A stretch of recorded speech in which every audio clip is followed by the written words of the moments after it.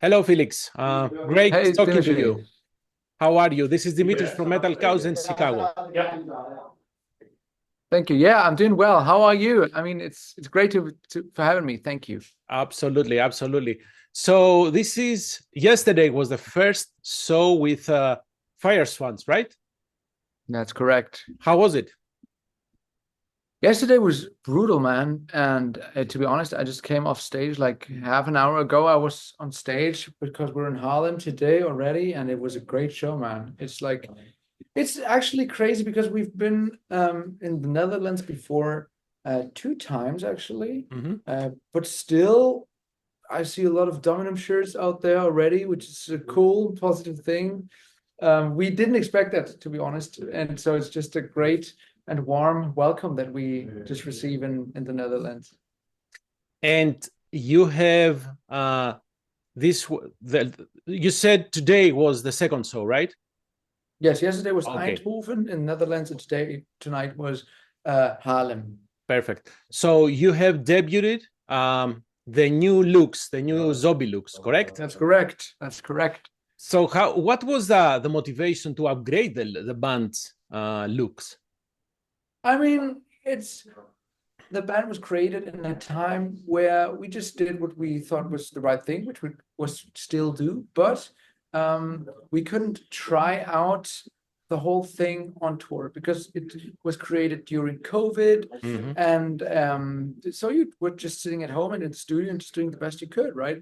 So and now we played over 60 shows this year, and it's like talking to a therapist. He asks you one question, and after 1 hour, you just talk about yourself, and then you know better who you are. It was the same with us with playing shows because you have like the interaction with the audience, with the fans, and it's you just know better who you are after you played 60 shows. We felt like, okay, let's upgrade those outfits, those looks, and this is where we are right now, and we are so happy with it because we feel like it's a huge upgrade, and that's the very sober answer to it. If you want to hear the storyline answer, it's that of course Dr. Dead has a vision what his zombies have to look like, and in the new video that will be released pretty soon, actually, I'm just spoiling a little bit, you will see how the transformation took place because Dr. Dead didn't buy obviously new masks for his zombies. He created a new serum for the zombies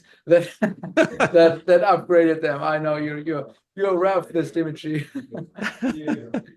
So hold on, the looks. How much the looks are connected with the new album? Was the decision to upgrade the looks before starting to work on the new album? So actually yes, because I'm a huge Slipknot fan myself, and I was really every album I was so looking forward to what are the masks gonna look like now. Um, but where did they do like an upgrade or whatever? And I thought this is a cool thing to implement in Dominum as well, because it's just cool for the fans. It's not, of course, it's mainly about the music, but it's also about the looks. So I just thought that's a cool thing to do. And also, the new album is way darker. Mhm. And so I think the new masks are also way darker. So the debut album, Hey Living People, was a huge success, right? It was a success. I think so. We were actually quite overwhelmed because we immediately went to German charts, which is actually insane for a debut. Mhm. So we were kind of, yeah, stunned, and yeah, but we played so many shows. We had such great opportunities with playing with acts like Bruce Dickinson, Avantage, Feuerschwanz, like over 60 shows. So yeah, I think you could call that a success. Or yes, let's agree on that. However, my question has to do with if the band felt any kind of pressure working on the second album. You know how can you surpass yourself? I mean, it's when you release a second record after not even 1 year, we were all aware that people are gonna look very, very carefully to that second record. Hmm. Um, Yeah. because it's not a long time, but truth to be told, it we didn't even stop songwriting after after finishing with the first record. It was clear that we wanted to push out new material as soon as possible. But yeah, of course, the pressure is high because you have, for your first record, you have actually your whole life. And for the second record, you have 1 year, right? Yeah. And there are a lot of bands that have great first records and the second one sucks ass. So this is why we try to pay extra attention to the second record. And luckily, I think it's a fine record, but it was, full of doubts. But the reactions we got so far are actually also quite overwhelming. Full of doubts by whom? By me, actually, by us, because that's because like writing a record in that amount of time is just not an easy task. Because like people love the first record, and then you are like, okay, can we do that again? And then you are awake at night, and then you think, is this the best chorus you can write? Whatever. So that is just, yeah. I mean, yeah, because I know how it is when you have that mini hype going on, you want the band to survive this and not be one of those bands that then like disappear again. We want to stay. So this is why. And yeah, when something is a bit successful, if you want to call it that, then the pressure is automatically, I think. Correct. Yeah. And you mentioned that you worked kind of fast. So how long did it take from start to finish? I can't tell, to be honest, because some of the songs were written before Hey Living People was even released. Oh, really? So I can't really tell, but it's a constant process. I didn't stop songwriting. So I try to at least put down one idea a day in my phone, and then I listen to them week by week. I'm embarrassed by myself and delete everything. But sometimes there is one idea that is hopefully all right, and then I go to the studio and work on that. So it's after having done the second record and some people liking it already, it feels like we're a bit more self-confident right now. Yeah, and after all, everybody's talking about the third album being, the defining album of it never ends. And then the fourth record is the most challenging one. I know that already. That it never ends, those pressures. But yeah, when you wrote a second record in that time and people seem to like it, then there is more self-confidence in like having a flow and being able to just write music, because I mean, pressure is not a good thing, and we are just doing this to make good music because this is what we love to do, and this is what we want to focus on, and not like having some pressure going on and just like doing the record labels a favor and having the contract fulfilled. This is not what we want. We want to do great music that we love and that hopefully people love. Right. And if the second record would have been a compromise regarding the quality of the songs, if anyone in the team would have doubts about the quality of the songs, we would have postponed it for sure. Right now I can say it because I delivered, but before I didn't tell anyone. But if there would have been any doubts, we would have surely just postponed because we want to keep the quality. Yes. So is there any theme connecting the lyrics of the songs in the Dead Don't Die? No, it's not a concept album. I mean, on the first record, we came away with like having lyrics that basically say, danger, danger, watch out, the zombies are coming. This you can do on a first record, maybe 2 or 3 songs, but on a second record, you have to like think around the corner one more time and and develop some other topics. And I mean, after thinking about this quite a lot, we came to the conclusion that you can put everything to a zombie song, because if you like, for example, if you have a drinking song, the drinking songs are not like we drink beer is cool. I mean, it's also like related to topics and to with metaphors and everything. So if there is a topic that like touches you or you think about as a human, you can bring it into the zombie world. It just takes some creativity and some just some thoughts behind it, I would say. I kind of see that in one of us, although we have the video and with the guest appearance of someone very famous, right? Yeah, he's kind of famous. He's from a best-selling book. Absolutely. So that song, it may sound kind of tongue-in-cheek or funny, but I think, at least I think, it talks about betrayal, right? And how can someone feel betrayed and starting as a good person then becomes a bad person, something like that. How far from the truth am I? Absolutely. I mean, I don't know, because the Bible, if you want to stay at this example, it's just a book, right? And no one was there during it happened, so who knows how it happened? Oh no, yes. No. Technically speaking, Jesus it was the first zombie that ever existed. So we just did a little twist, maybe in the appearance, but A little twist. yeah, absolutely. I mean, explaining lyrics is a bit an awkward thing to do. But for example, there's one song which is called "Happy Deadly Ending," which is about a zombie that came to the conclusion, all right, I can't die.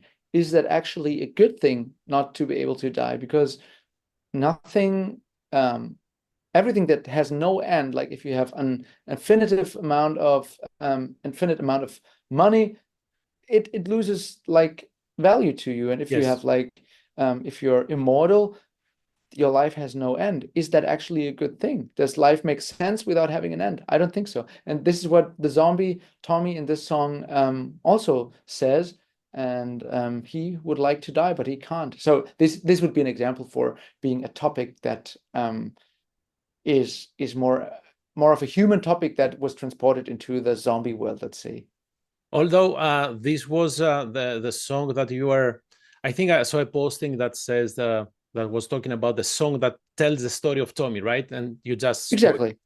Yes. Now I But spoiled I it. definitely agree, and we hear everywhere, we hear around in the news, right? So how the filthy rich people try to live longer and expand their lives, or even freeze themselves. So yeah. Exactly. I mean, Hmm. being healthy is a good thing, but being immortal, I don't know if this is something you would long for if you have I don't think so. Yeah, only if you can see the people that you love being the same thing, because otherwise you will be sitting there experiencing death and decay all around you, right? Exactly. Oh Absolutely. boy, oh boy. I didn't want to make this discussion grim, but however, um, you released another video, "The Dead Don't Mhm. Die," Yes. and first, before asking about how the collaboration with Ben happened, although you are very good friends with Fierce fans, right? Exactly. Yes. At the end, we see black eyes. So, and also in one of us, we see black eyes in Jesus. So, what is the connection with the black eyes? Should we expect the third video to have black eyes?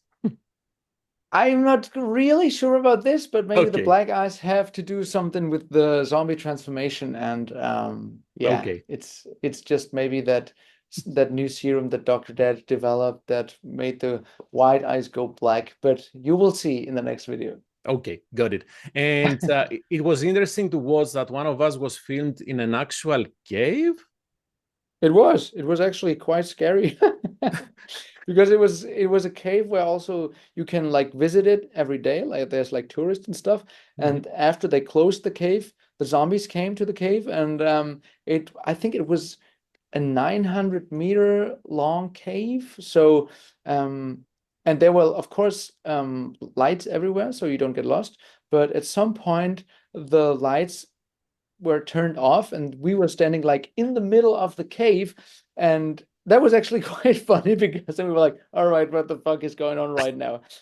That And sounds then the zombies and the claustrophobic. doctor got a bit scared, but don't tell that anyone. No, no, no, no. We won't. We won't. um, okay. So the Dead Don't Die.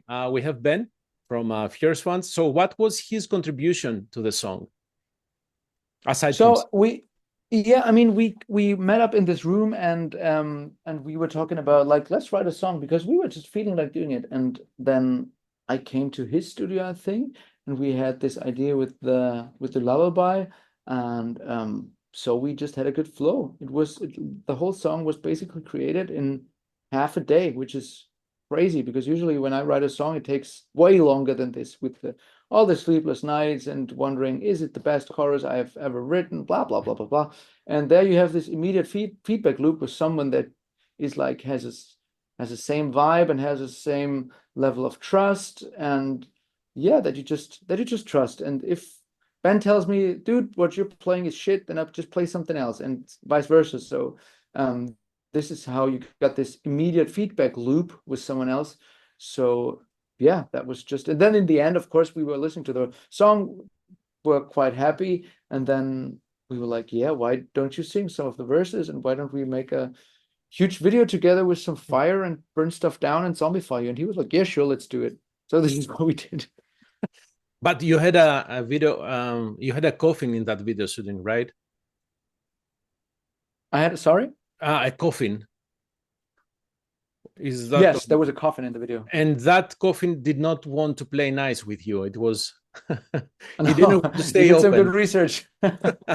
You did some good research. Yeah, it was actually quite tough because the coffin was put upside like standing. Because coffins usually are on the ground, so they're a bit easier to handle, but it was standing towards a wall, so it was standing, and we had to be inside the coffin. So the door was a bit shaky, and yeah, it was quite funny because like sometimes we had the best epic shot, and then the coffin just fell very unepically, closed again, and then we had to do it again. But it was funny though. It was, and I like that you guys post these things because it's not very great to get all the time to think of yourself too serious, to take yourself too seriously. Not at all. Not at all. I mean, Dominum anyways, I think this is also what we get from the fans. I think it's a feel-good band. We want people to feel good and not be depressed or be sad or whatever. I mean, even though the songs are heavy from time to time, but I think you can get something positive or a positive vibe out of every Dominum song, because we are also, the four of us are positive guys. We like to be happy and don't like to be sad. So this is maybe this also transported itself in the songs. But yeah, we are not also on tour. I mean, if you have zombie masks on your faces and like blood is splattering out of everywhere and you zombify people in every video, it would be a weird thing to stay very seriously. I agree. It would be very awkward. Although you said it's awkward to talk about the lyrics, I have to ask this. This is another pun, so please bear with me. So you said, don't get beaten by the wrong ones. Okay, who are the right ones to get beaten from? Yeah, well, you can have one guess. Of course, it's the zombies of Dr. Dead's army, of course. Okay. There are a lot of crazy people out there. Don't get bitten by the wrong ones. We are the right ones, of course. That was a very cheap answer. I'm very sorry. No. I felt bad that I didn't have the answer on the tip of my tongue. But anyways, you recorded a cover on Scorpions' Rock You Like a Hurricane. So did you have other options, and this was came top on the list? You have no idea on how many ideas I would have for covers. I have a whole Spotify playlist that's full of songs that I think would be great to be covered. But this is because this song turned 40 years old this year in February. I think it was in the time where we released it, February or March, I think. And if you like it or not, I mean, if you like the Scorpions or not as a musician, you have to accept that they really built some solid foundation on what we are doing right now as rock musicians. And it's just a little homage to them, a little birthday present, maybe, if you want to say that, just to say thank you for your great music. And yeah, that's the reason. But of course, we have millions of ideas for other cover songs. Interesting. So this tour ends on December 12th, and then you start the official Dead Don't Die tour, right? That's correct. So how many songs are you thinking to play from the new album? Oh, wow. That's a very hot discussed topic on this tour, because obviously we want to play all of our songs, but we can't play all of them because that would be a show that's too long. But we are gonna play quite some bits of the new record. But obviously, most people that come to the shows have been listening to Hey Living People a lot, so we also want to deliver like our well-received songs for Hey Living People. So it will be a mix of both records, but yeah. I mean, we've played those songs for over 60 times now, so as musicians, we are quite hard to play the new songs, of course, but I think it will be a good mix. Balanced mix. And I saw another posting of you asking for the fans to choose songs. How much feedback have you received, and how easy is to satisfy almost everyone? Oh well, it was very good posting, and the feedback was actually overwhelming. People were were really writing us like, "This is my favorite song, please play it." Blah, blah, blah. And yeah, there was some surprises in there, to be honest. But of course, like there were also songs that we could have also guessed because like there are a few songs that are better received than others. But in the end, which was a very cool thing, is that at least every song on the record was in those listed at least one time or two times. So that's cool, which actually means there is no bad song on Hey Living People. Yay! You have 2 albums, so you have to work more to create bad songs, right? Oh my. Yeah, we are working on it. No, just so sorry, that didn't sound right. Yeah. And then on the next year, you start January 31st with Glory Hammer and Fellowship in the UK and Ireland. What have you planned after that? Well, we are gonna play some crazy festival shows because we are having the honor on playing Wacken next year and also Summer Breeze and also a few other great festivals that are not announced yet. No, there's one more, which is Meierhofen, Metal at Meierhofen, which is also has to do with Wacken Festival. So we have just great festivals in sight, and yeah, who knows? Maybe there will be another tour that we'll be traveling.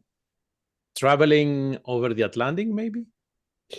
Who knows? Who knows? Of course, we are working on this, but I can tell you that it's very tough as a European band in that status that we are right now to come to the States. But obviously, we are working on it, and yeah, hopefully it will happen soon. Yeah, I know. Sometimes we fans ask for, hey, why don't you come to the US? But you know way better than me how difficult it is and how expensive it can be, especially. It's crazy, actually. Yeah, it's actually very crazy. Yeah. I understand. Felix, thank you very much for your time. Thank you. Have great tours. Stay safe and healthy, and hopefully we'll see each other sometime here in Chicago. Yeah, looking forward to it. Thanks for that great interview. Great questions. Absolutely, man. Have a great rest of your evening. You too. Bye-bye. Bye-bye.